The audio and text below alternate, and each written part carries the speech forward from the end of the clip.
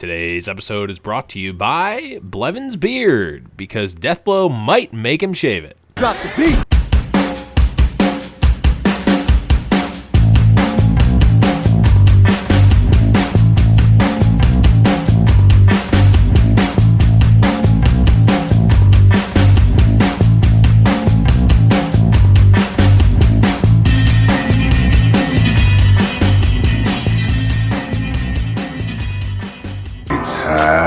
Hello, everyone, and welcome to High Noon Podcast, the competitive Overwatch podcast. I am your host, the Blevins. With me, as always, is Deathblow. What's up, buddy? Not too much, man. A lot at stake for you this week. A lot at stake. There is a lot. So we talked about it, and for starters, I mean, what has to happen first has to happen first. What has to happen first? You know, the bell. Ring the bell. Oh, yes, of course. So, yes, it almost goes without saying that we're just going to have a nice long run. It's almost its own segment now. However, I do expect it to so we had an intervention. Yeah, we did. It's getting a little ridiculous. We've got us, we've got A. Smith in the chat, we've got Solus in the chat. And it's come time that I play my placement matches, okay? It's just gotten too much. The shame bells are too much. And you know, I figured I got to put something up, right? I got to put something up, or else I'm never going to do it. So we decided, and with the blessing of the chat, I've decided that if by this time next week I have not played my placement matches for season 4, I'm shaving the beard. Yeah, I'm gonna hold him down and shave it myself if I have to. That's going to happen.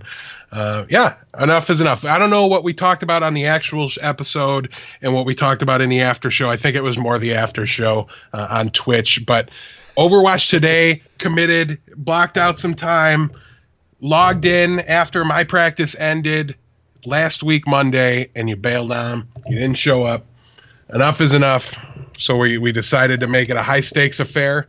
That means 10 games of ranked this week. Yes. Or I'm playing them with tonight. the beard. I'm playing them tonight. All 10 tonight? Well, I might not play all 10. I'm going to play a good chunk of them tonight. We'll see. I'll be there to join you at 11:30. Hopefully I'll have a couple played by then already. That would be nice. I'll be excited just to say. I'm going to screenshot it, and I'll probably tweet it. And it shows you in a competitive match, just because nobody knows what that looks like. Nobody's seen that in such a long time. So rare. Yeah. But yeah, so that's going to happen. I figured, you know, something drastic needed to happen. It needs to actually happen. So it is going to. But let's not dwell too much on the future. Let's dwell on the past instead. Talk about what we did last week. Death, you had a pretty nice little milestone that you hit.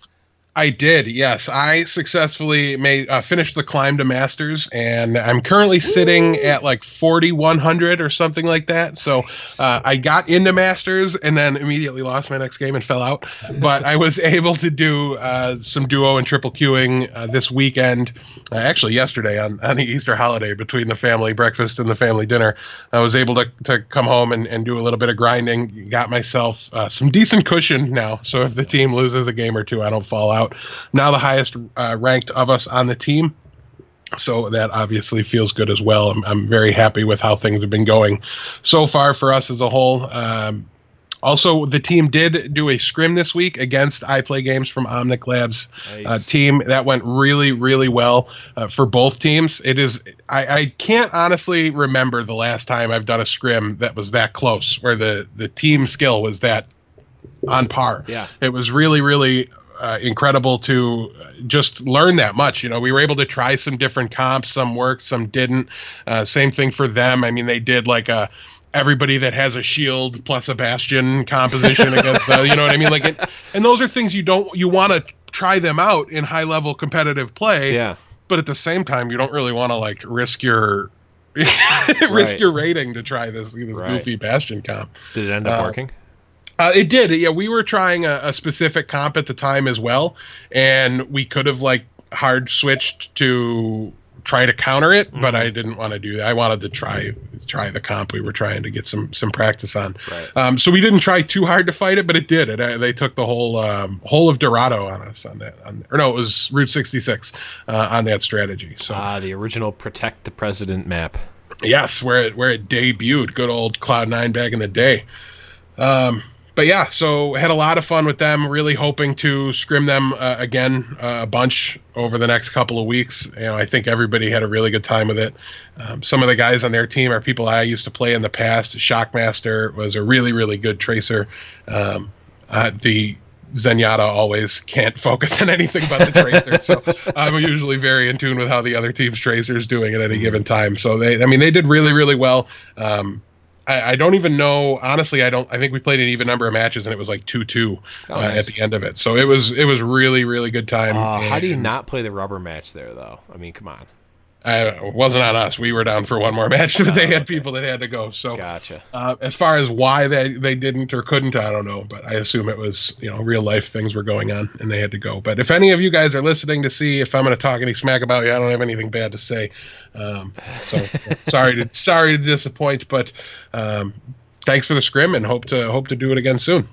Yeah, it's really nice to have scrim partners that and that like respect your time and respect your team. So it's like, I'm sure it's hard enough to get 11 other people to do something on the internet anyway.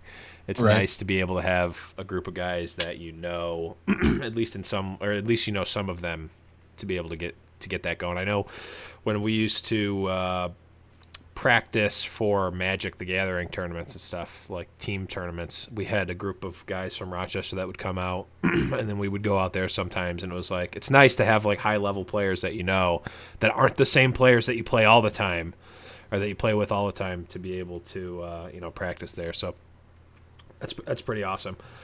In terms of what I did, I did play some Overwatch. I played the new event, the Overwatch Uprising. Played that a couple times. That was fine. Like nothing too special about that event. Did you play it at all, Death? No. Have you met me before? I'm obviously not going to do free that. Boxes, man. Free boxes. You got to get that Genji skin. I save gold in between events so that I don't force myself to do silly things like play terrible game modes. It's not terrible. It's just not particularly fun or interesting. And I rest my case. Honestly, what I don't like about it very much is, like, I don't do a RAM. I never did any all randoms. Like, yeah. I don't want other people telling me what character to play. It is such a turn off for me. I don't even want to remotely go anywhere near it. Yeah. And I'm not forced to play any specific one, but I mean, there's like 4 you can choose from in the one mode. In the one there is, but the other one you can pick anyone. Oh, gotcha. Okay. All I've seen so far is the one where it's the base Torb, Rhine, Tracer, Pharah combo. So no, Mercy, not Pharah. Yeah. So I don't know. That's just not for me. They honestly probably never will be. But if any of them come out and look like they might be a mode that might make its way into comp or into the regular game, I'll check that out. Like I did, try Capture the Rooster a little bit, but. I think they really need to go more, like, they need to go more down the, like, co-op aspect of it, because, like, this was in the right direction. I think if you combined the feel of Junkenstein and the feel of this one, I think you might be able to get something. So I like the work together to fight against an NPC. I like that. I like the horde mode type of thing. I like that type of thing in games. Like, it's fun enough, but it's just not something I'm going to play over and over and over and over again. Like, I'm going to get my boxes. I might play a couple different characters to get the feel of it, but I'm not going to play 15 rounds playing nothing but Torb. Like, I'm not going to grind for the achievements. It's not that fun for me to do it. I don't care about like any sort of weird leaderboard or whatever for it. However, if they did something, if they made it more like, if you got a loot box if you did something, like if you got like top kills or something, or if you did it in a certain amount of time, you got a loot box, like I'd be more tempted to grind. Or if they made like the bosses like actually feel like bosses and not just other heroes that you kill on a consistent basis in the regular game. Like if like you had to fight like a giant Orisa or something, or if there was like some weird gigantic robot or monster or something that was like not just an Overwatch character model, like that would be kind of cool, I think. You know when they'll get me to do it? When Doomfist is the final boss and it's the first time you get a chance to see what his kit will look like. Yeah, that would be sweet. And then you unlock Doomfist a week early by beating it on expert mode or something. That would be kind of cool. Even though it doesn't really make sense, but no, they can't do that aspect of it. But no, I mean they do that in Clash Royale, but Clash Royale is the perfect game. So, hold on, let me cue the shame bell up real quick. Shame. There you go. Shame. But yeah, I think Shame. that there are probably people that really like those single player, and it's made for those people and not for us. So I'm willing to accept that. I'll take my free loot boxes and be done with it. yeah, I don't mind that they do them. I'm not going to participate at any point. I don't think. Yeah. So I might play it a couple more times, but probably not. So let's move right along to what did you guys do last week? I had. It's been a while since people have sent me Overwatch themed cookies, and I appreciate you not sending them. But I did get sent some Overwatch themed Easter eggs. They weren't done by Thornrain, but Thornrain sent them. They're actually done by Tortellini at TTF Tweets on Twitter. They're just some Overwatch eggs, a Diva egg and a Sombra egg. And a Lucio egg, actually. And Roadhog egg. Oh, that is Roadhog. Okay. For some reason, I thought that was a bear, but I'm just blind. I need to take off my glasses, ironically. But yeah, I mean, it's a little bit more. So here's the difference. And posting Overwatch-themed Easter eggs on Easter on Reddit, that's fine. That's acceptable because it's appropriate to the time. It's a one-time thing, and it's being posted for a reason because I didn't see anything else Easter themed for Overwatch, so that gets a pass. However, if every other week you post a random picture of your garbage Overwatch cupcakes that your girlfriend made for you on your birthday, you're an idiot. Don't post those on Reddit. Keep those to yourself and then delete them, and then throw the cookies in the garbage, please. It makes me so mad.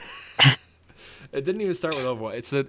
It really is not as bad in Overwatch anymore. It was the Magic the Gathering subreddit was the absolute worst. Because there's not even a bunch of plays of the game that people post to like muddle out the stupid pictures of Black Mana symbol cupcakes that everyone gets on their birthday. Oh god. So you're saying you want me to send pictures of that time I carved pumpkins to look like the color symbols for Magic? Yeah, you're literally the least original person ever for doing that. Oh, that's fine. I'll make sure I send it to you. Yeah, I'll write a script that'll send it to you on Twitter like 5 times a day. Yeah, I'm sure you will. I'm sure you will. But let's just let's just move along because my blood is starting to boil, and let's move on to my favorite segment of the show. Overwatch Today, meme of the week. Yes, the meme of the week this week is yet another jab at me, and you know what? I'll take it because Overwatch Today was gracious enough to come and play Overwatch with us last week, and I was not. And it's that meme of the handshake, and it says Gamer2 ? And it says, yeah, I play. He put Clash of Clans on there, but I know he meant to put Clash Royale because that's what I play. And then it's the person washing their hands. It's Clash Royale, bro. I won't defend Clash of Clans even though I play it. I won't defend Clash of Clans at all. I will defend Clash Royale to the death. But yeah, always appreciated meme from Overwatch Today. And I saw they're still coming. The things that look marginally like Genji and then zoom in on the part that looks like Genji. It says I need healing. Every single time that gets me to laugh on Instagram. Oh, so good. So, yes, guys, if you are wondering where the Overwatch Today meme of the week comes from, check out Overwatch Today on Instagram. He's got like 10 trillion followers, posts funny Overwatch memes. It is a good time. Definitely check that out. But let's move on to yet another segment of the show. It's Tournament Talk.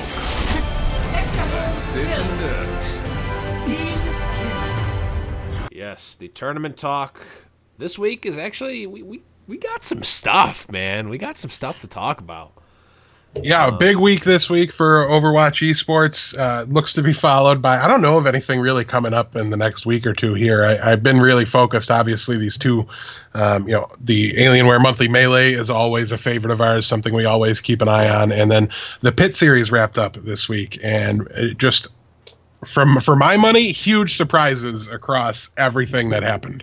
It was just really a phenomenal week. A lot of new teams that maybe we didn't know a whole bunch about really made a name for themselves, and a lot of teams that we've made fun of quite a bit in the past have done really, really well this week.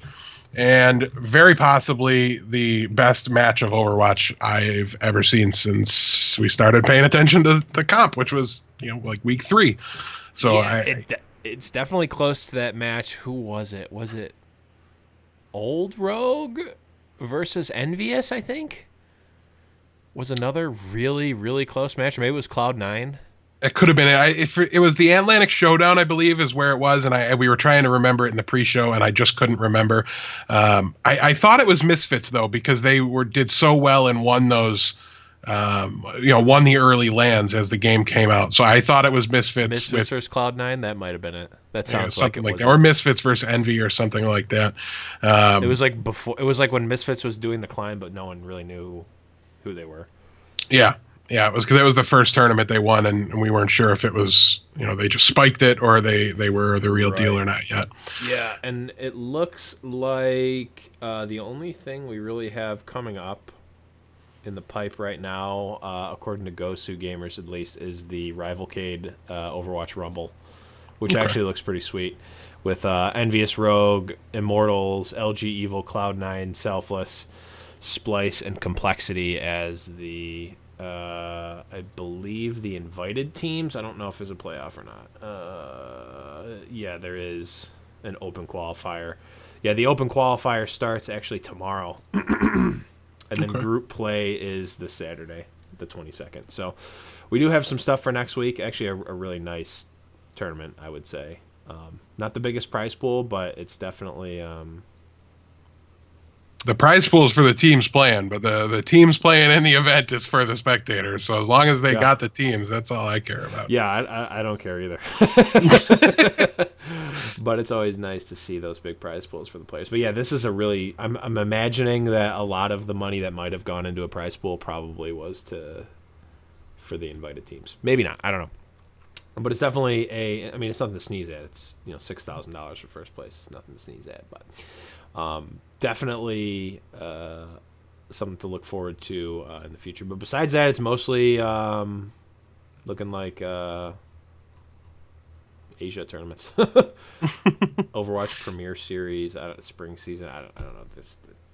It's in Chinese. I don't know. But let's actually talk about what happened this week. We had the EU playoffs for the Pit, and we had I always forget what MRD. Movistar Riders. Movistar Riders, United, Dignitas, and Misfits in the top 4 of that, and we saw Movistar Riders eke out United 3-2 in the finals of that. So that's actually of Movistar Riders, United, Dignitas, and Misfits. I would not have picked Movistar Riders to win that. I wouldn't have picked him either, and we did actually highlight them a little bit last week to kind of mention that they had some talent there on their team, but not really one of the favorites going into it, a little bit of an unknown. So a really, really strong performance from them to be able to pull this out. Notably in the tournament, they didn't just beat United. They also took out Ninjas in Pajamas. They took out, let's see here. No, they went through the winners bracket even, so they weren't even the ones, but they finished United better twice. than Misfits. They did beat United 2 times. They finished better than Dignitas.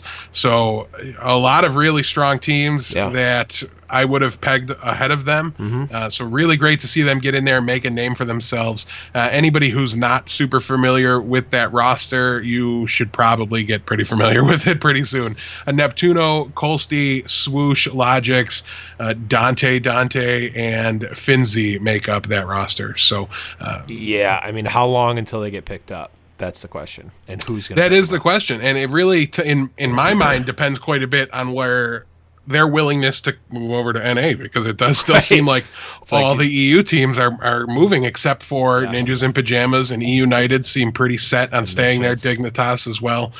We haven't seen Misfits make that move yet, but hopefully they're not forced to, and we can just see the EU scene see a resurgence and get some more tournaments in here, like the Pit Championship.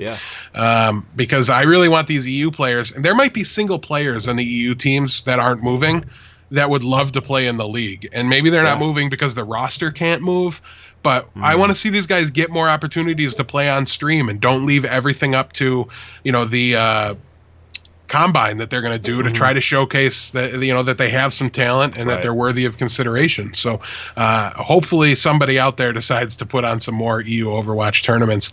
And the one thing I want to say is this tournament was awesome. I loved watching it. I moved at a good pace, but it was one of the longer tournaments with the full group stages and then the playoffs, which we really enjoy getting to watch how those play out and how they differ from the other tournaments going on that are one-offs, over 1 or 2 days, like Alienware. I really wanted the EU and the NA finalists to play against each other, and they just was thinking didn't. The same thing. They just it was stopped, just 2 tournaments, and I'm just like, oh. Come on, just throw them in one match and have it not mean anything. I just want to see it. It used to happen. I know it's a little awkward and unfortunate to have the ping disadvantage, but you just alternate. Figure it out, make it happen. That was to me a missed opportunity for a tournament that the last days of it. Really, like the finals might have been like the only match. There might have been like the third place match and then the finals. And you could have condensed them down. I don't know. I just felt like there was room to have the EU and the NA finalists play against each other, and it would have been really entertaining. Same thing when I looked at the results, and I'm like, where's the finals? Where's the actual grand finals combined bracket? Oh, it's just two tournaments. And I'll cop to it. I definitely, without a doubt, just assumed they would do it. It didn't even occur to me that they wouldn't. So part of this is the disappointment of thinking it was going to happen, and then them being done and just going like, "Oh, they never said they were going to do it." Up, and I'm just like, "Oh, all right." They never said they were going to do it. We just assumed. No, right. You're right.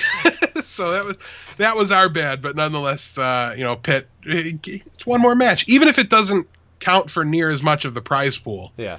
I just think it would be a fun thing to watch and just add another element to the tournament.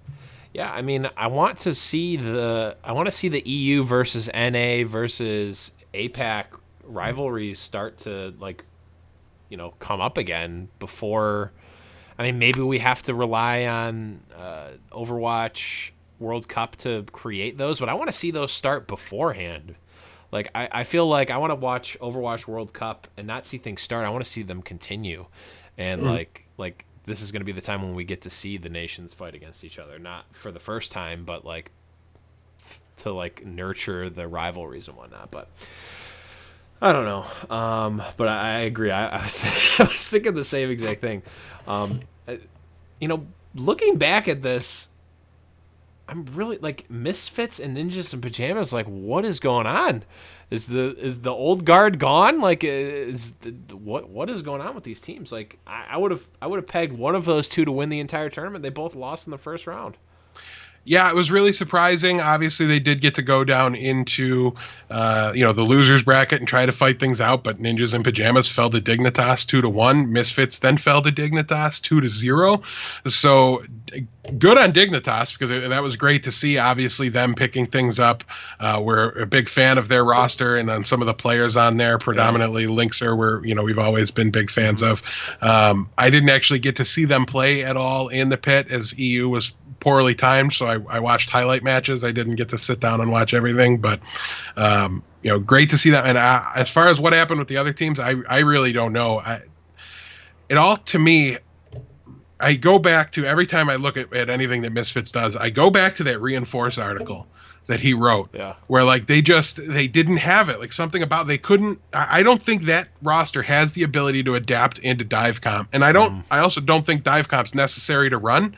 I just think it's ideal to run right now. As we watch Rogue just do so well consistently running the dive comp, that it makes me think that they're able to beat anybody regardless of what they run out there with. They've been able to take them at least really far. I don't know that they've lost in quite some time either. We're probably getting very close to having to talk about that streak. So I don't know that they have flexibility. I don't know if they've lost since the trade. Granted, they haven't played as much as other teams, but I don't know if they've really. It's close. Yeah, like once they made the trade, then they all moved to NA, and since they started playing in NA, I think it was it's basically been for 3 months now, right? It's at least been for 3 Alienware Monthly Melee events that they've been in, and really they have not fallen yet. Although we're not talking about this one, maybe they lost this time around. You never know. Yeah, talk about that soon. We will talk about that. But let's move on to the NA side of the Pit Championship, where we saw Rogue, Liquid, Selfless, and CLG in the top 4 of that, and we saw Rogue take out Liquid 3-1 in the finals of that. What's more surprising? Actually, I know what's more surprising. What's more impressive? That Rogue won the tournament, or that Liquid took a map off of Rogue in the finals? Or that Liquid made it to the finals? Everything about what's more impressive here was that Liquid had the performance that they did throughout this tournament. I mean, listen, they have been, and it's one of those things, right, where they've been the Cleveland Browns of Overwatch for a little while now. And what all that means is that they're the 8th best team in their bracket, and 8 teams go into these tournaments and they're always in them because they are one of the best teams in the region. But the gap between them and even 7th place just really seemed to be sizable. And there was a couple teams that kind of they would catch up to a little bit, but they always seem to fall back. And this is really the first time in at least a long time that they've had a standout performance. They've looked really, really strong, really impressive. And they beat LG Evil, they beat CLG, they beat Selfless. They took a map off Selfless the first time around. The teams they knocked off throughout this finals was very, very impressive. And it's really hard to pinpoint exactly what the difference was for them. They just seem to be working as a team better, to my eye at least. I'm blanking as if they've had any roster move. I'm trying to pull up their roster now to see if they've had any roster changes recently that might have spurred things. I mean, for the longest time when they were, when they were like really a joke, I guess, or at least the brunt of our jokes, it seemed like they were changing their roster every week. Yeah, and then they really seemed to kind of settle down after they picked up Rafa. Yeah.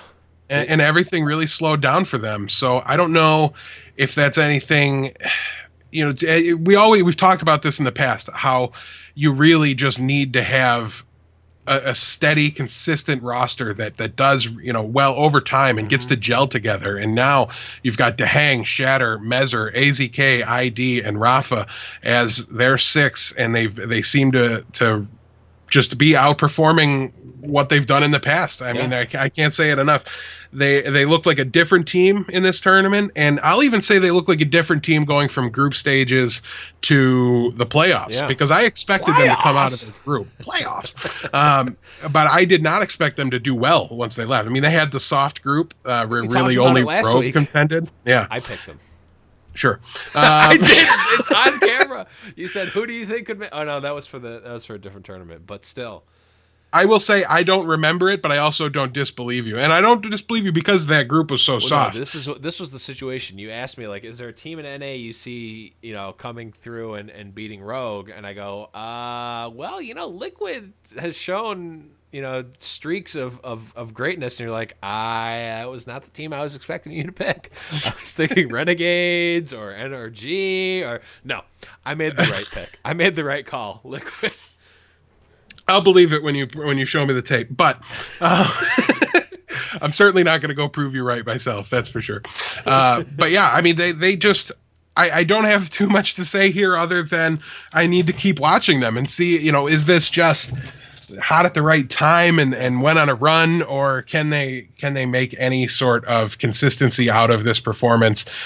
If they do, and if they can continue to play like they did, one of the best teams in North America, at least the currently active teams in North America right now, and one of the teams that is recently active, and we'll talk about them more in the next tournament. Really, people always thought they were going to overtake them, and that's not going to happen.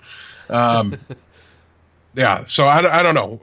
I'll stop alluding to future conversations and just talk about this one. But great performance from them, and I've loved the makeup of their roster for a while now, so it's great to see them finally gel and finally click and get things going. Hopefully, I don't know. Rafa's a lot of fun to watch, so I hope we can continue to see them do well and make it on stream more. Yeah, definitely one of my favorite players, and was one of those players that was a high tier, competitive player in another game. I believe he was a Quake player. I mean, I'm positive he's a Quake player because when you go on Steam to buy Quake and you watch like the preview videos, he's in them. He is actually in those videos. So it's like, we talked about this way a long time ago, back when, Overwatch esports was nary even a weekly tournament. We were like, how long is it going to be till we get these professional Quake players, these TF2 pros, these Call of Duty pros, these CSGO players or whatever? How long is it going to be until either their game is not as big or, they see the potential in Overwatch, etc. And, Rafa, I think the first wave was kind of like basically most TF2 pros made the original jump over. It was like, okay, Overwatch is TF3. We're going to do this. Like that made the most sense. Then we started seeing some other players. Rafa came over, and like you said, like they weren't really doing much of anything back then. I mean, Team Liquid, I think, was, if I recall correctly, Team Liquid was the first, or at least one of the first teams, one of the first esports orgs to sign an Overwatch team. Like ever. It was early. It was I'm definitely pretty early. sure. I know Cloud9 was early, Team Liquid was early, and Luminosity were very early. They were all very early. But like I said, Liquid changed their roster what seemed like every week. And they can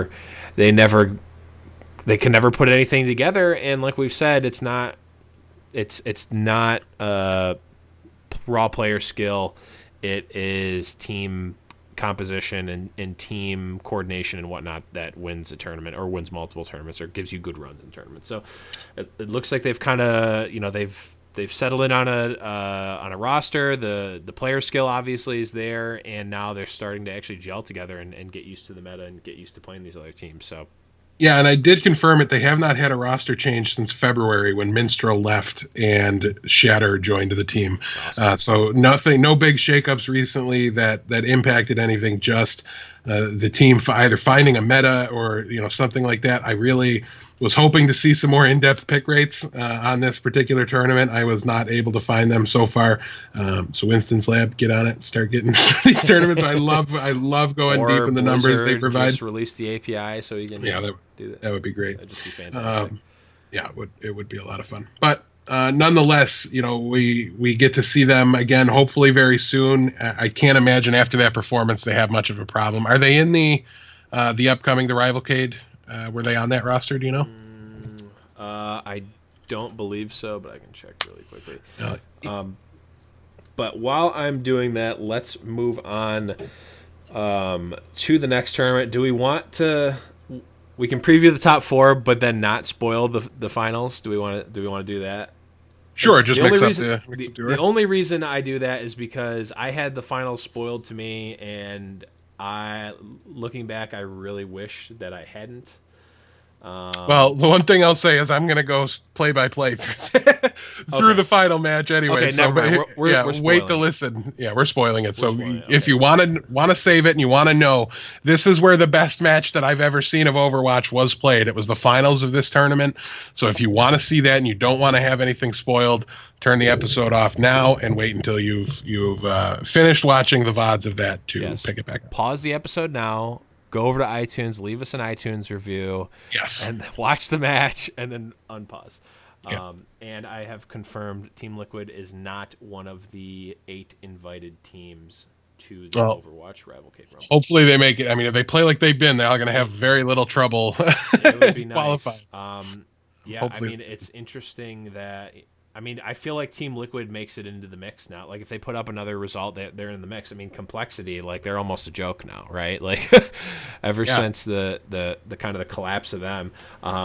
Splice, formerly Kungarna, just I don't think have really played a lot of tournaments recently.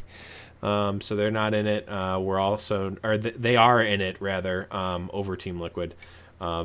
But I mean, there's a lot of Fnatic still MIA since Apex. Fnatic MIA, Renegades MIA, and a couple other notable NA teams. So when did this scene get so deep? Because we asked for it for so long. But let's move on. The tournament we, of course, were alluding to was the Alienware Monthly Melee. Again, one of our favorite tournaments. And in the top 4, we saw Denial, Selfless, Rogue, and Immortals. And like Death alluded to earlier, quite possibly the best series, the best set of Overwatch we've seen. Definitely that we've seen in a long time, potentially ever, was the Rogue vs. Selfless finals, grand finals, where we saw Rogue win 3-2 versus Selfless. And Death, I know you've got... we both watched this, but you took extensive notes and watched it multiple times, so I'm gonna pass it over to you, buddy. Yeah, absolutely. I just want to point out, too, the real winner in this tournament was Hexagram's beard. It was on point, and it was great to see. So I think it was the after show, or maybe it was the end of the episode last week. We were actually talking about him growing a beard anyways. And it happened. Now looks like the bad guy from the Gargoyles animated series from the 90s. And we mean that in absolutely the best way possible. There's no bad way that could be taken. I have no idea who you're talking about, even though you sent me his picture. I didn't know what I was looking at. So this is the type of thing that I'm sure Hexagrams of all people in the world would appreciate. The 1990s cartoon show Gargoyles had a bad guy, and he had a goatee, and he looks like Hexagrams now. But God, we will save the weird TV show tangents for when Hexagrams is actually on the show. Yeah. And also, one thing before I go too deep into the finals here, this was NRG's breakout performance. They came back. They debuted their roster. Not breakout performance, breakout. Well, reappearance. Appearance. Yes. And right before the tournament, NRG actually suffered a loss. Seagull stepped down from the active roster and was replaced by Mendo Kusai, who recently stepped down from the Cloud9 roster. Yeah. So a really, really interesting set of roster moves there. It's going to be curious to see how they can kind of reform around that change. I'm sure that contributed to the performance that they had, but it was ugly. I think what I said in Discord was, NRGs, this looks bad. Yeah. Just across the board got bodied pretty hard. I didn't see their playoff match where they played against Immortals. They were able to take a map there. So I need to make sure I go ahead and watch everything they put on camera. Unfortunately, the playoffs did overlap with Easter quite a bit. So it was it was a little tough to catch absolutely everything. But now, without further ado, let's get into the match of the week, which was the finals. Rogue versus Selfless. This was the Alienware final, so that means the team that came out of the winner's bracket started up a map. So it was 1-0 Rogue to start things off, and we go into King's Row. Selfless was the first to attack, and they ran 2-2-2. composition, and they were facing off against Rogue, who was running what I thought would be the new dive comp. And I'm glad to see that some team, at least one team, trying this, especially the one I stole their comp and made my team run it. So I'm glad to see they seem to at least somewhat agree with me, but they ran a Zen Anna support combination for their dive defense. So no Lucio there. Obviously his nerfed range or area of effect that he has for his speed and his heal makes him a lot harder to, constantly be healing your Genjis and your tracers as they, bounce around and go everywhere. So they decided to mix things up a little bit, and they go back to it. And I made note of where they did, and they seem to always be on defense. So I'm going to do some more testing with that. We personally as a team liked it on attack as well. So I'm hoping to see that come out a little bit more for no other reason than I really enjoy being right about things. So yeah, they started out with the attack, and they really weren't going anywhere until they decided to switch things up and move it into a triple tank. Sinatra moved over from Tracer to Zarya, took the point with about 30 seconds left, and they were able to keep some decent momentum through the map. And I'm going to use that phrase a lot, momentum. I define good momentum as not losing 2 team fights in a row. It's okay to get wiped and pushed off the point, but regroup, take it back, and keep moving. That's still pretty decent momentum as far as I'm concerned. And they actually finished the map. Yeah, they, a storm of tempo, if you would. They ended up finishing King's Row with 12 seconds left on the clock, so not a ton of time. Rogue's attack, however, they were running their standard dive, and they were going into the triple tank. Emong had a phenomenal set here. His Roadhog did a really good job of punishing Nox and keeping him out of things quite a bit. Doing his best Hard Blue impression. Old Hard Blue. Right. Probably, honestly, a better Himsy impression because there was less flanking and just more ridiculous hooks. But nonetheless, they had a really nice 0.1 hold. They did surrender the point with about 20 seconds left. And unfortunately for Selfless, Rogue was able to complete the map using up overtime on both points 2 and 3. And it finished off with Selfless having just a 12-second advantage going into the reset. So not a big boost, but however, it turns out 12 seconds is quite a bit of time because it was the difference between, Rogue attacked and was wiped and it ended. Curiously, Rogue ran a really weird strategy here, and I don't think it worked out too well for them. They actually ran 0 tanks on their attack here. They moved Nox to the Zenyatta and Unko over to the Widowmaker. And even though Unko was able to get a pick on Defran, it was just not enough, and they were able to only take 12% of the point captured. And remember, the new tiebreak rule is in effect. So that was very, very relevant. The fact that they got anything there was actually a pretty big boost, in my opinion. Yeah, that's really interesting that you would move to Widowmaker there. I guess it makes sense, right? Because the plan is like, okay, we're going to get a pick, and then we're just going to move in and take it, right? That's the plan, but I guess it just doesn't pan out that way. I guess it makes more sense that you are going to get a Widowmaker pick, move in, take some percentage, and then fall back. And when you're in overtime or have limited time, it just doesn't pan out that way. Like, you rarely, like, even if you push people off, they're probably going to be able to come back and contest, and you then have to defend their contest. Yeah, to take advantage of a pick, you have to move in on the point. And what can't you really do when you don't have a tank? You can't move in on the point. You can't get super aggressive. You need a big advantage if you're going to run no tank in order to make a push like that. So it seems like the type of thing that they thought would work, but they never actually tested. That's what. Well, I was going to say, it seems like the kind of thing they tested against teams that they were going to body no matter what. Sure. They were going to dumpster them no matter what they ran. So, they tried this, and then I don't know. I think this was still basically map 1, and they had an advantage. So I don't know, it might have been a little just play a little loosey-goosey. We can do whatever we want. Yeah, like people taking maps off of us, but nobody's taking 2, right? So we don't have to worry about that. It's a really bad mindset. Terrible mindset. Yeah, you should just go into every round. Like, let's bury them. Yeah. You should try to win 5-0 every time. Yeah, and I wonder too if maybe people got in their heads a little bit, and because people are talking, hey, can Rogue even run anything other than dive comp? Like, if dive comp gets taken away by a balance change, are they just going to fall off the map? Because we've not seen them change a single hero from their composition in like a month and a half. So I wonder if there was a little bit of them trying to do that in the moment to show that they had some flexibility and some innovation in them. Unfortunately, though, Selfless did lose their first attack, but it turns out an extra 12 seconds to retreat and organize your second push was exactly what they needed, and they were able to get some early picks. I think it was Soon that fell early, and then Emong's hooks kind of took over from there. Unco actually pulled off a 4-man res for Rogue on defense, and it really looked for a second like they were going to come back and take the map, but cleanup was there for Selfless, and they were able to take the map and even things up to 1-1. So going into map 2, which was Gibraltar, Selfless attacked first, and they were wiped pretty immediately at the door. Rogue really likes to be aggressive on Gibraltar point 1. They feel that if they get wiped or if anything happens, they're able to go ahead and just drop out and what's it called? Sorry, I thought somebody was telling me that my audio quality was bad in the stream, but it's something else. So they were able, they feel that they can just get back, group up, and contest the point again at the end, where a lot of teams have made it popular to just hold back in the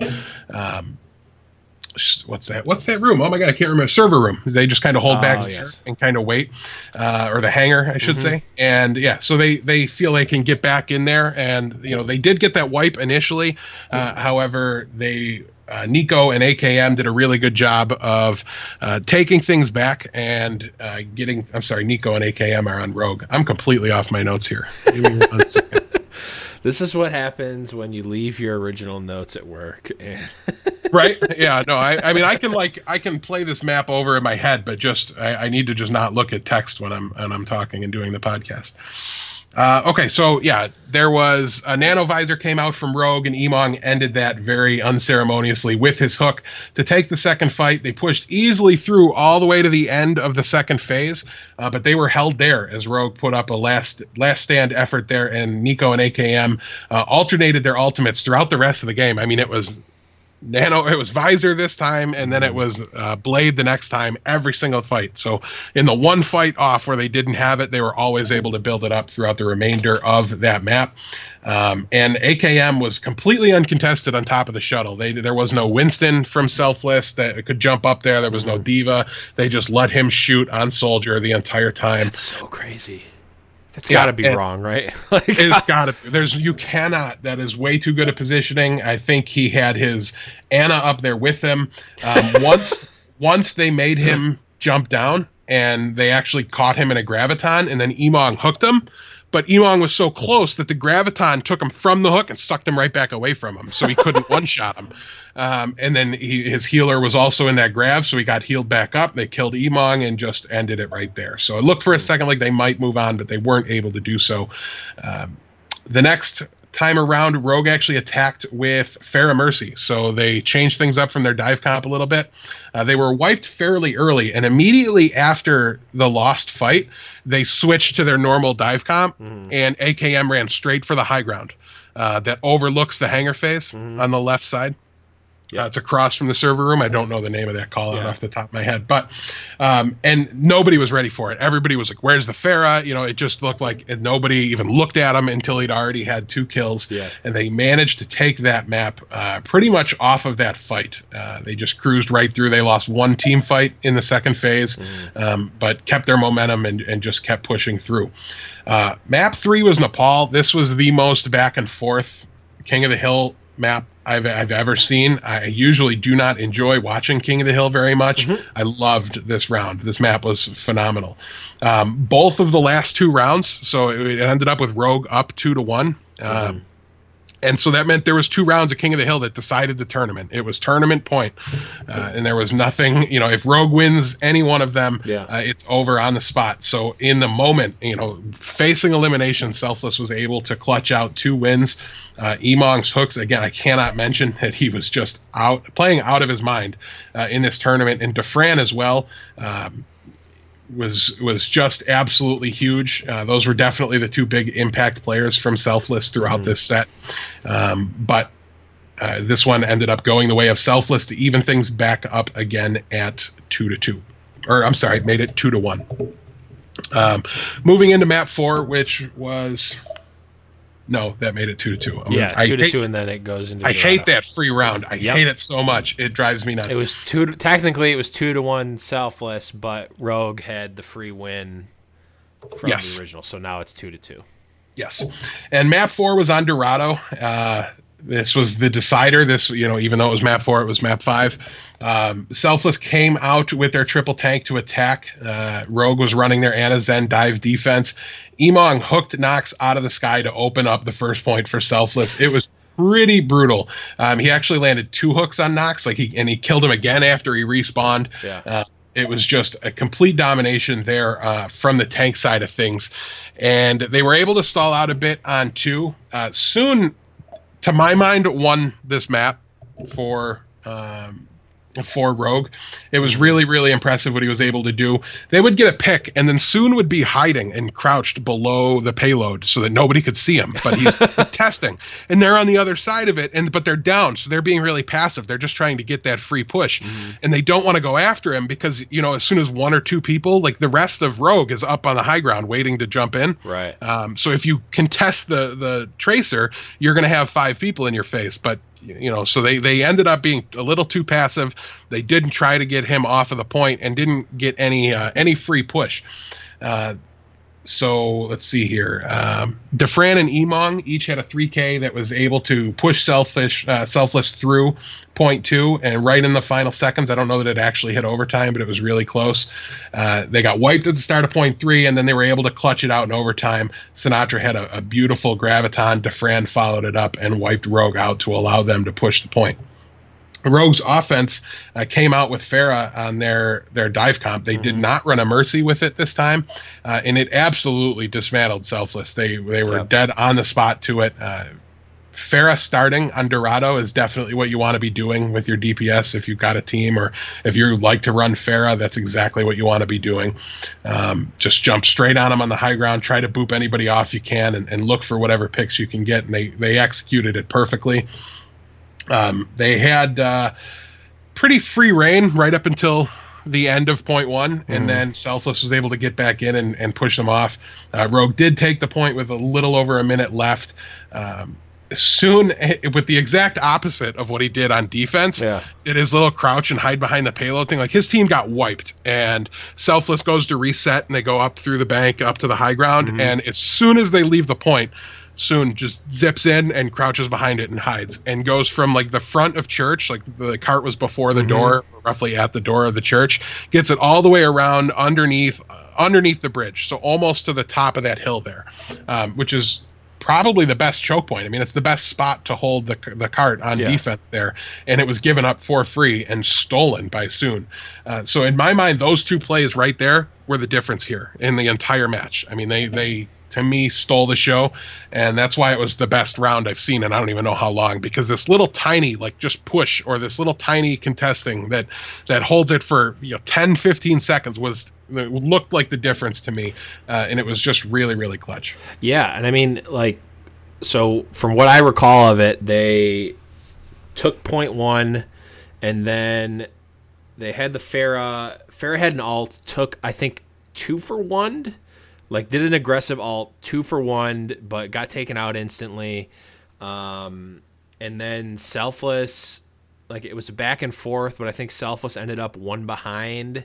But Rogue didn't have enough to push, and then, like you said, Soon just kind of trickled in and turned the corner, while Selfless had to, Selfless could have been more aggressive, and looking back, maybe they should have been, but it was risky, right? Because if they lose if they lose their last 1 or 2 people to the last 1 or 2 heroes of Rogue, they never win the match, because they're going to be down for the actual team fight when Rogue's at full, and then they lose. So they have to back off and let them kind of free push, and then try to make an effort with their alts as a full team at the end, and it just didn't work. They didn't have the positioning. They had the alts, but it wasn't enough. Yeah, it definitely didn't work. What they needed to do, in my estimation, was send Emong down to the cart. He's got a heal, he's got a hook. So if the tracer shows himself, Soon's not going to get aggressive against a Roadhog in a one-on-one scenario in that situation. Too much is on the line, and dying there would have been such a stagger. It would have been such a penalty to his team. Yeah. He would have just left. So instead of giving them all that space and making up all that time for them and undoing essentially the team wipe that they just got for themselves. It was just such an impact play, and they weren't quite able to recognize what was happening. I really think it was just, they were focused on their comms. They were planning things out. They were getting their ultimates in check, and Soon was just busy winning the game. And I mean, it's definitely tough, right? When you're playing, like when you look back and we're watching, it's like, oh, well, duh, Rogue has this many ult. Like, you have an ult advantage, obviously, idiot. And like, Rogue is down 4 people. It's like, well, yeah, because we can see all the stats happening right now. You don't have that screen while you're playing. Right. You don't have to press tab and completely overwrite your whole screen with all the other information just to see what everybody's ults are. Like, that's a big deal. And it was, as a shot caller, it's your job to recognize that's happening and call the person that's supposed to go there. But at the same time, you're the busiest person. You're the one most likely to miss a back cap. So somebody needed to speak up. Somebody needed to make a decision, and they waited too long. And when they did finally get in there, Rogue was ready for it. And as soon as they sent down their 1 or 2 players to contest it and stop the push, the rest of the team jumped in. Rogue was able to take the point, push through into point 3. And in point 3, Selfless never took high ground. I don't know if they were feeling burned by the fact that they gave up so much distance when they went to high ground last time. But they didn't even really seem to want to get there. And Rogue was able to come in through the top hallway there on the left side if you're on defense, right if you're attacking, and was able to get a really nice push. And they ended up finishing the map with 50 seconds remaining. So they were still going to a reset. It looked a lot like not the Gibraltar, but the Kings Row, where there was a time advantage, but it still felt like both teams had an opportunity to make a play here. Selfless did a really good job of their attack, and I really at this point thought they were going to win. They took the first point and used the overtime to go from the statue all the way to the front of the church on the second point. So won 2 or 3 team fights there. And unfortunately, Blade and Visor got popped at the same time, and Rogue was able to push them off. So it ended there, but a really, really good attack for 1 minute. Selfless, on their defense, with point 2, they got 2 huge picks, and they just were not able to finish things off. As this was right at the end of the first point, Rogue just kind of walked over him in the initial fight, and then Selfless was actually able to get those picks I was talking about right at the end. But Rogue still had 15 seconds left on the clock, so they backed up. They gave their players the most amount of time possible to respawn. Maybe they didn't quite get back all the way, but at the last second, Rogue got back in touch with the payload, started overtime, was able to win that fight, and just basically walked it through all the way. Nico's Blade did a really good job of finishing things off after the team got back grouped up, and that ended it with Rogue winning 3-2. Till the last second, you really had no idea who was going to come out on top of that match. And if you didn't see it and you don't mind watching things where the results, go make a point to watch this match, because you will just see, if you're a Roadhog player wondering what you're supposed to be doing, I really think both of these teams each gave everybody else the blueprint for how to beat the other one. Emong just bullied Nox the entire time, just constantly hooking and damaging the Winston. And when that's your only tank and he goes, your ability to fight on the payload and to hold the point just drops dramatically. There it is. I gotta work it in. It's almost like second nature. Like, I barely even realize I'm doing it at this point. But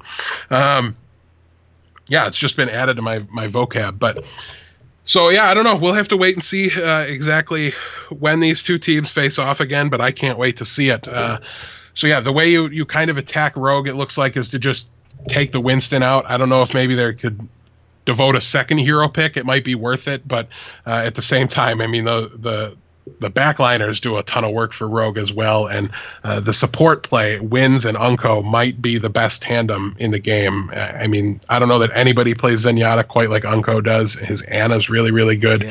And Wins is a bit of a fragger, so if they're going to be sticking him on Lucio and he's going to be able to take advantage of the damage increase, that's going to be a big boost. And when they do run the Ana, so Unco's occupied and can't run Zen, there was a spot on Dorado where I want to say Wins had like a 3 or a 4K with Zen, and just so really, really impressive support play as well. But I still think you want to attack them by deleting the Winston and then taking out basically whoever presents themselves. I mean, if you kill the Winston and you still have your Roadhog, just follow his hooks. That can finish things up from there. Right. I mean, is it possible that on certain points on certain maps that you can devote a Reaper? Like, can Reaper come in as the counter pick? Like, it seems like that's the natural thing to try to counter a Winston, right? But it just seems like with the Zenyatta and Anna, like when your supports can take out your counter to the Winston, you're probably not where you want to be. But yeah, Reaper is especially brutal. Like, I wouldn't want to be Reaper fighting against Tracer. I wouldn't want to fight against Genji. I wouldn't want to fight against Zen. No. I wouldn't want to fight against Soldier. So as good as Reaper is against taking out the primary target and the thing you need to focus on, he's really bad after that. So it's almost like you get your Winston, but then you know when you kill Winston, it's like your Reaper died. He's kind of useless. Right. So I don't know that he's really the answer, and his play has been almost completely non-existent lately anyways. Right. So I won't pretend to know exactly why that goes on, but as somebody that used to play a little bit of Reaper, I mean, he does feel really bad. Like, he just doesn't have the impact that you want him to have anymore. He just doesn't have the ability to do the chip damage and then also survive like a Genji and a Tracer can. Like, he has more raw damage output than them, at least than Tracer, like in a quick amount of time, but he doesn't have the ability. Like, if you could, I guess you can Wraith Walk out, but you don't have the range to do it. And his ult doesn't really combo with anything anymore. Like, it's good with a Graviton, sure, but what ability is not good with a Graviton? Yeah. So is Pharah left click. Right. Winston left click, for that matter, is pretty solid against him with a Graviton. Yeah. So yeah, I don't know. I don't think he's necessarily the answer. I don't know what brings him back into the meta, but nonetheless, to look at the reverse side of things, the answer to beating Selfless really appears to be to go after oh my god, I've been talking about him all day. Not Emong though. Dafran. And this was something noted by the casters and really pointed out that when they're able to attack Dafran and take him out, just the overall percentage of wins in the team fight. I mean, Dafran, the reason you have to get on him is because he's really good at getting chip damage. He runs up, peeks around a corner, fires 3 shots and a Helix rocket and gets out. But that's 20% of his ultimate charge because he hit the rocket. So he gets more. It appears at least like he gets more visors than most soldiers do. So taking him out of the fight not only makes it so that there's less damage coming at you, but it just sets him so much farther back from his ultimate and really throws his rhythm off. And if you get him desynced with his nanos, it can definitely be a really big boost for you. But at the same time, I mean, Emong was the standout here. I mean, Dafran played really, really well and did his job very well, but he was the focus of Rogue. So Emong had to step up, and I don't know that many teams other than Rogue could have survived what Emong was bringing to the table without them really paying a ton of attention to him and really trying to answer him. And I don't know that Dive Comp has a great way to answer a Roadhog. You just need to protect yourself and use your mobility and your speed to not get hooked. And unfortunately for Rogue, not too unfortunately since they won, Nox was not able to really stay away from that hook, and he was brutalized quite a bit on a couple of the maps, mainly Nepal, and there were spots on Dorado that were really brutal. Yeah, I mean, I think it's nice to see. I mean, obviously I'm rooting for Rogue. I have a Rogue jersey. We've had the president of Rogue on the show.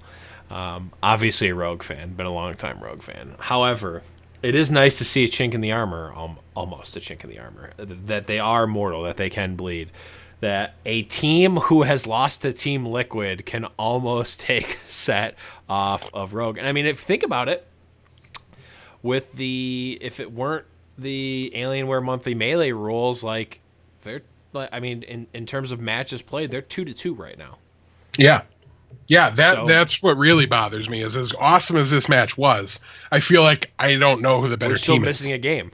Right, I don't know. It feels incomplete, and I really wish Alienware would. I get why they don't, because they pack everything into 2 days. Yeah. They were playing for 7, 8, 9 hours or something like Right. that on Sunday, Easter Sunday. So Hex I don't want to hate didn't on it start too the much. tournament with the beard. It grew from Right. the That would be the best. But yeah, so I don't know. It's going to be curious to see what happens. I really want I wish these guys would just meet up and do a show match like right now. I could watch them play for hours. I really wish there were more show matches. Like, you know what I really miss? The old King of the Watch. King of the Watch, man. It was a good tournament series. Man, I forgot about those. At least when it lived on Twitch, it was pretty strong. After that, the terrible website they decided to put it on wouldn't let me watch it anymore. So that was really triggering. I don't even remember what it was called. I do, but I won't give them the benefit of saying it on a podcast without very many viewers. I mean, we got a fair number of viewers, but we got more than their active viewership, I would be willing to guess. I would be surprised if they're even still. Yeah, I don't know. I haven't heard anything about them. That was the only time I ever heard anything about them. Yeah. So, but yeah. Yeah. So yeah, definitely. Even though you just listened to an extensive breakdown of that match, not extensive enough. Go watch it. Not extensive enough. It was extensive enough, but it's still a very exciting match to watch. Like, even though I knew who won going into it, it was still an extremely fun match to watch for sure. In a day and a half, I watched it 3 times, and the third time was not planned. The second time was to take notes and be able to give that recap. And then, as Blevins mentioned, I left my notes at work and I had to redo them, and that meant I had to watch them again. So, yeah, I mean, it's still entertaining through the third time. I might even watch it a 4th time with my team, since they don't watch things live. At least all of them don't. And something that we can kind of, we really do. We try to model our play after what Rogue's been doing lately, and it's benefited us greatly. So if your team runs dive, if you have any interest in Roadhog, watch Emong. If you want to know, how to play Zen, Wins and Unco were a phenomenal example. Anybody involved with dive comp, triple tank, anything that's in the meta right now, phenomenal examples of how to play it, and you should make a point to watch it. Yeah, definitely one of the best matches we've seen in a while. And until we see the Rogue versus Envy, I don't know if there's another matchup like Rogue that I want to see more than Rogue versus Selfless right now. Well, hear me out, okay? So, Liquid beat Selfless 3-1, Yes. okay? But Rogue beat Selfless 3-2. So, Liquid greater than Rogue. But Rogue also beat Liquid 3-1. Don't give me your attitude.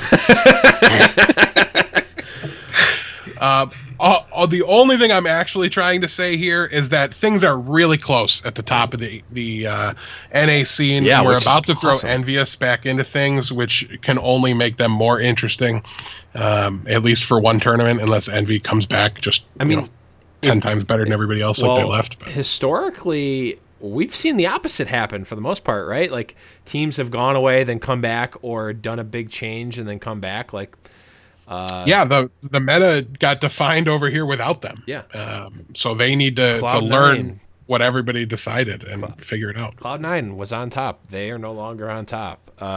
Misfits has been on top, no longer on top. Like, they traded that away. Yeah, Ninjas in Pajamas has been dominant before. Not.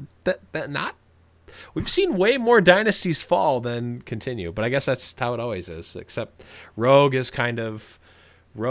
was amazing, and then got the trade. We were unsure of how they ended up with it. They took a break, and they've come back and have been dominant. I think that's the first time we've seen that happen.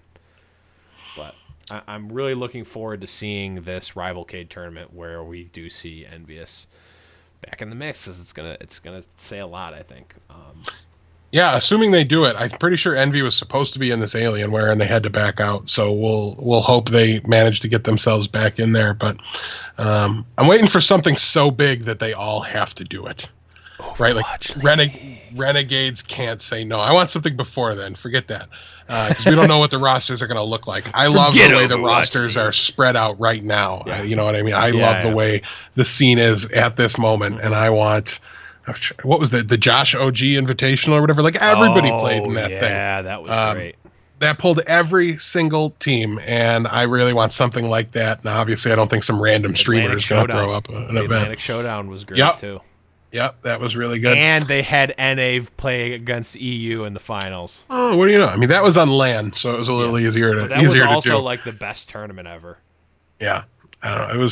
It was really good, and really, there cannot be too much Overwatch over the next month or so while these teams continue to jockey for position, and the storylines leading up into the league, are really strong right now, and it feels good as somebody that's waiting to find out who the local team is, who's going to be in Toronto an hour away from me. There's a lot of options I would be very, very comfortable with. So I don't know. We'll have to wait and see. I'm excited. I also am excited, but that's going to be just about it for the show, guys. A couple of things at the end. We are currently still looking for BlizzCon tickets, so if you or someone you know has a line for between 2 and 5 tickets, have them reach out to me at _Blevins on Twitter, or tweet at the podcast, or email the podcast, tinypodcast@gmail.com. Somehow find a way to notify us if you or someone you know is looking to part way with BlizzCon tickets, because we are looking for those as well. And you can also, we are going to be switching over at some point. I'm not sure. It actually I might do that this week, because I'm going to be streaming, I think, on my channel. But we are going to be switching over to the High Noon Podcast Twitch channel for the live show, which is every Monday at 7 p.m. Eastern. So if you're not already watching live, it's over at twitch.tv/theblevins every Monday at 7 p.m. Eastern. But it's going to be switching over to twitch.tv/High Noon Podcast. So go to Twitch and follow both. Death, any last minute shout outs or anything good like that? No, if you're looking to get a hold of either of us online, there is a host section on the website, highnoonpodcast.com. Also, the main page is links to everywhere that you can possibly listen to or watch the episode. So keep an eye on that as well. And we've gotten a little bit lighter on the fan interaction on Twitter and things like that. We've been posting less, so that's probably on us. But really anything, if you guys... I've had people ask me to look at VODs before. Nobody's really ever, pulled through on that and actually sent them over to be critiqued or anything like that. But, anything, if you guys want to play some games, anything like that, it might be a little tough to work out in the schedule, but reach out to us. We always love to hear from fans. So yes, all that stuff is great. But let's wrap it right up. Huge thanks to all the patrons over at patreon.com/highnoonpodcast. Y'all's is awesome. All the awesome folks in the patron-only Discord channel, Discord server, rather. Huge thanks to Adam Hullock, who made the awesome outro music that you're going to hear in just a couple of seconds. Huge thanks to Matt Arena for the Season 1 support and the reason that we have SoundCloud. All that good stuff. Guys, remember to check us out and all of our good stuff over at highnoonpodcast.com. But with that being said, I am the Blevins for Deathblow. Remember, guys, it's high noon. Got his boots and he put on his hat. He threw the coin away that same day. It's in his past and he's not looking back. He says, finding mine now, God's my way. He's not good, but he sure ain't bad. He'll make amends for the sins that he has. He says, I'll change the world one bullet at a time till I find mine. I promise I'll play my place in matches. I promise I'll play my place in matches. I promise I'll play my place in matches. I promise I'll play my place in matches. Mm-hmm.